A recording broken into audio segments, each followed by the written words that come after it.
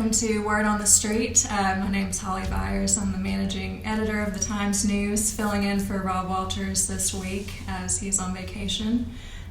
So this week we've got a special guest with us from the Tennessee Bureau of Investigation. It's Leslie Earhart. Thank you for joining us. Thanks for having me. Yeah, so we'll just get right into it. So first, if anyone is not familiar with the T.B.I. or what you all do, could you just kind of give an overview of what is the T.B.I. and what do you all do? Certainly. We are the state's lead criminal investigative agency. So we're statewide, we're a state agency. We work in every county across the state of Tennessee.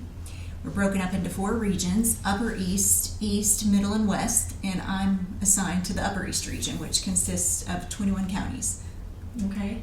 So when was the T.B.I. established? It was established in 1951, but an interesting history lesson, actually it was formed because of a case right out of East Tennessee. In Greene County in 1949, there was a homicide. And a journalist from the Greenville Sun noticed how the case was being handled, and he saw the need for an agency similar to the FBI to be established to assist local agencies in investigating violent crimes. So to make a long story short, he went to the governor and state lawmakers, pitched the idea, and then in 1951, the T.B.I. was formed. So do you have any numbers on, how many cases you all deal with a year, or? Yes, so we are broken up into 8 different divisions. Mm-hmm. So we have the Criminal Investigative Division, the Drug Investigative Division, our Medicaid Fraud Control Division. So each of those divisions, they have cases that they work. And I can just tell you a broad overview. At the end of the last fiscal year, our Criminal Investigation Division had almost 700 open cases. The drug division had over 750 open cases. So well over 1,000 cases each year. And what we do is we work our own cases, and we also assist local agencies in investigating a variety of crimes. Okay. And how many people work for the T.B.I.? We have currently over 700 employees. Oh, wow. Yeah. Okay. And they're stationed across the state? Across the state, all 95 counties. Okay. Great. So for anyone in the public who might be interested in some of the information that you all can provide on cases or updates on cases, what information can be made public from the T.B.I.? Well, T.B.I. case files are confidential per state law. I don't think that residents know that, but we do our best to be as transparent as possible and to provide basic details on all of our investigations. We release what we can. When someone's arrested, you can find news releases on tbinewsroom.com. We're very active on social media.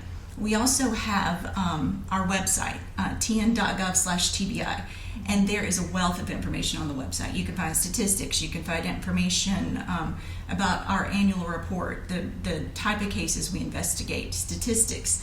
The public can even go in and use our Crime Insight platform to find crime statistics. So there's a variety of information on our website, and I would encourage the public to check it out. Yeah, for sure. So you kind of mentioned this a little bit earlier about helping some of the local law enforcement with some of their cases. Mm-hmm. So what types of services and resources do you offer to local law enforcement? What we do is we make ourselves available if they need assistance with any type of case. Now, I will say that in order for T.B.I. to get involved in certain investigations, we do have to be requested by the District Attorney General.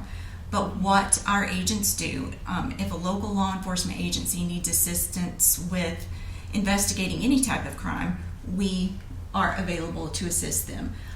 We touch base with the DA, share information as we go along.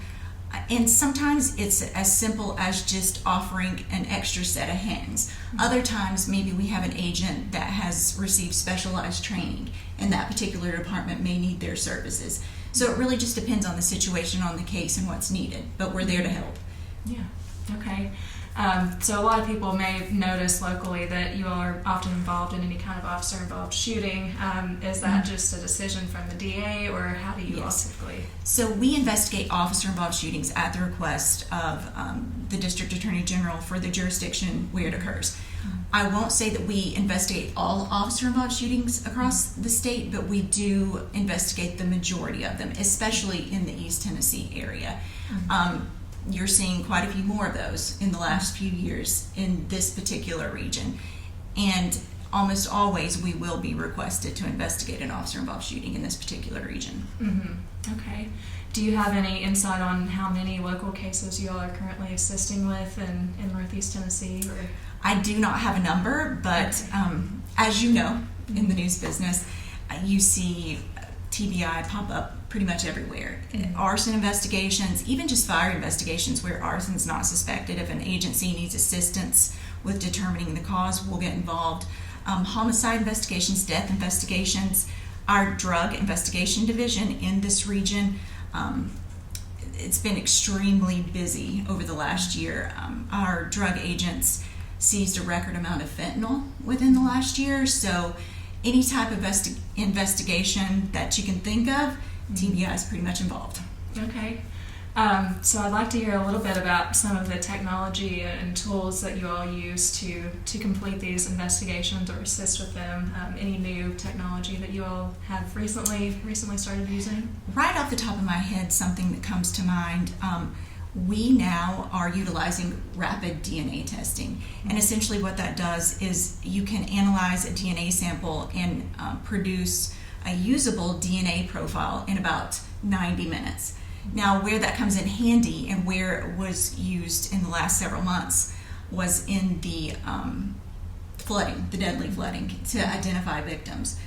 Most people think that you have to send off a DNA sample to a traditional crime lab to get a DNA profile. But with rapid DNA, it's changing the game in certain situations. Now, it's not a magic wand. You're still going to have complex crime scenes where there is a need to send off a DNA sample to the crime lab to be analyzed. But rapid DNA, it's a game changer, especially when we're talking about disaster relief like we saw with the flooding last year. For sure. Yeah, so obviously kind of going off of that, obviously investigators have a pretty tough job. They're dealing with death a lot of times and, heartbreak. And so how do they cope with things like that? For example, Megan Boswell, the flooding response, Sean Williams case, how do they cope with those things? Well, each individual handles things differently. What I can tell you is that in the last few years, T.B.I. has established a program called T.B.I. Cares. And the whole point is to check on our employees and agents when they're investigating different type of situations that could be hard. We have a peer support team that works across the state just to check in on an agent when we know that he or she has been dealing with a complex case. There's no easy way to deal with a situation like the Evelyn Boswell case, for instance. It's hard. We just try to be there for each other. Let others know that we are here. I'm part of the peer support team, so I try to make a conscious effort to reach out to agents who I notice may be struggling. So we just try to work together to get through it the best that we can. Yeah, and kind of going off of that, what's the feeling like when a long-term case sort of comes to fruition? What's that feeling like? I'm sure it's, satisfying even if it takes, years for some of these cases, but kind of what's the feeling when those things sort of resolve themselves? 100%. It just feels like a huge weight has been lifted off your shoulders. There's really no way to explain, especially if hours and hours and even years of hard work has gone into a case. Also, along those same lines, when a case remains unsolved, like for instance the Summer Wells case, that's extremely hard because there's nothing that we want more than to solve a case, especially involving a child. And it's hard not having the answers or being close to maybe discovering something and just knowing that we just need a little bit more information to resolve a certain situation. So there's nothing better than seeing a case solved and seeing justice served. Mm-hmm. But at the same time, it's also extremely hard for those cases where we haven't seen justice served yet. Right. Yeah, you mentioned Summer Wells, so I did want to ask any updates on that case from your perspective or from the TBI standpoint, or... Well, I'm glad you asked. It is still an open and active investigation. I think most people think that the case has gone cold, Mm-hmm. but that's not true. We still have agents working on it constantly. Mm-hmm. We follow up on any new information that comes in. I can say that we've been following up on information that we've received in the last few months. Mm-hmm. So it is very much an active investigation, and we will not give up. Yeah, well, that's great to hear. And speaking of tips and things that you all get to help with your cases, how can the public provide tips and feedback to you all? Anyone that has information, they can call, of course, the TBI Find number. You see that everywhere. It's 1-800-TBI-FIND. Or they could submit tips via email to tips2TBI@tbi.tn.gov. Individuals can remain anonymous. We take that very seriously. We also encourage the public to download. We have the TBI Find app, and they can download that not only to stay up on active alerts, but also they're able to submit information and provide information about themselves or a loved one should they be in a situation where they go missing. Mm. So we encourage the public to download that app and to submit any information that they may have about an active and ongoing investigation. Mm-hmm. A lot of times we will receive tips via email or through 1-800-TBI-FIND about an investigation that TBI is not involved in. Mm-hmm. In those situations, we will pass that on to the appropriate agency so that they can take a look at that case. So for anyone that's in school locally and is interested in a career in the TBI, do you all do any sort of outreach programs with the schools or any sort of educational programs that sort of help them understand what you all do? We are always looking for good candidates to recruit, and as time allows, we will go out to schools and try to speak with students, especially high school students and to local universities, well, actually universities across the state. So yes, we are involved in recruitment, even in middle school and high school. Okay. And in order to become a TBI agent or be employed with TBI, there are certain qualifications for each position. And I want to go ahead and plug our website, tbijobs.com, has all the information you could ever want to know about different positions within the TBI. But as far as a TBI agent, the qualifications, you do have to have a Bachelor of Science degree. It does not necessarily have to be a criminal justice degree. Any type of degree from a 4-year accredited university. Mm-hmm. From there, we do like for agents to have experience with local agencies. That's always great, but it's not necessarily a requirement. Mm-hmm. However, if someone comes to interview for the position and they have not only a 4-year degree, but they have experience from a law enforcement agency, that truly does help. Mm-hmm. But if anybody has questions, we're always open to answer questions about employment, about the minimum qualifications that exist for each position. That information is listed on tbijobs.com, Mm-hmm. and then they can always reach out to us via social media, via email to ask any additional questions they may have. Okay, great to hear. So what else does the public need to know about the TBI in your opinion? There may be misconceptions out there about the TBI that you might want to clear up, or just any frequently asked questions that you all get about the TBI from the public. That's a good question. I think that one misconception is that the TBI can just swoop in and take over an investigation. Mm-hmm. We kind of touched on that. That's not the case. In a lot of situations, for instance, homicides, officer-involved shootings, fraud cases, we have to receive a request from the District Attorney General in order to get involved. Mm-hmm. Now that there are cases that we can start on our own, we have original jurisdiction to investigate drug cases, arson investigations, human trafficking, those types of cases, we can start an investigation on our own. But we can't, let's say someone's not happy with how their local agency is investigating a certain situation. We don't have the authority under state law just to step in and take over the case. So that's one big misconception. I think another misconception is that we can release information that we don't. Again, it goes back to TBI case files are confidential per state law with very few exceptions.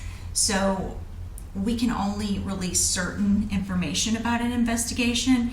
It's not because we don't want to be more transparent, it's just because we're going to do everything possible to protect the integrity of the investigation and release the information as the law allows. Okay, yeah. So what types of issues that are, job related keep you up at night? What causes you the most stress in your role as a TBI spokeswoman? I think, a lot of the same things that our agents deal with. Those cases, they don't necessarily have to be high profile cases, but those cases involving children or the elderly that aren't necessarily solved immediately.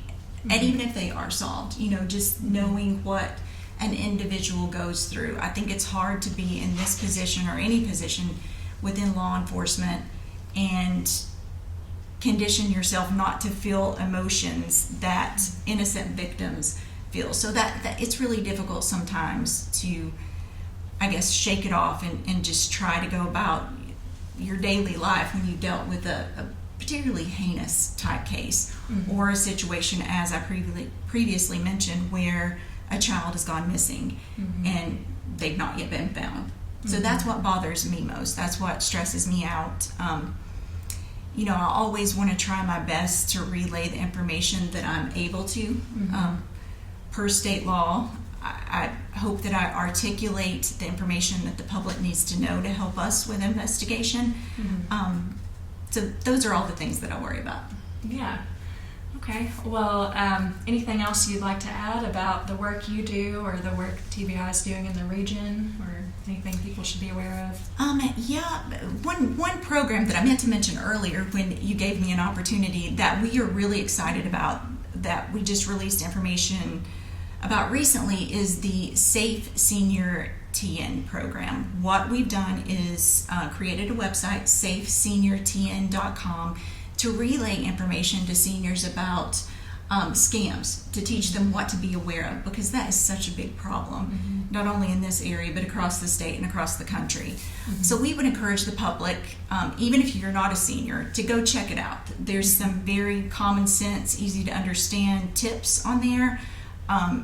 And if you do have a senior in your life that isn't social media savvy, or you feel just needs some common sense tips about the types of scams that are going around, we would encourage you to introduce them to that website. Okay, sounds great. Well, we'll definitely check that out. But with that wraps up our episode for today. I want to thank all of you all for tuning in, and be sure to tune in next time for the next episode of Word on the Street.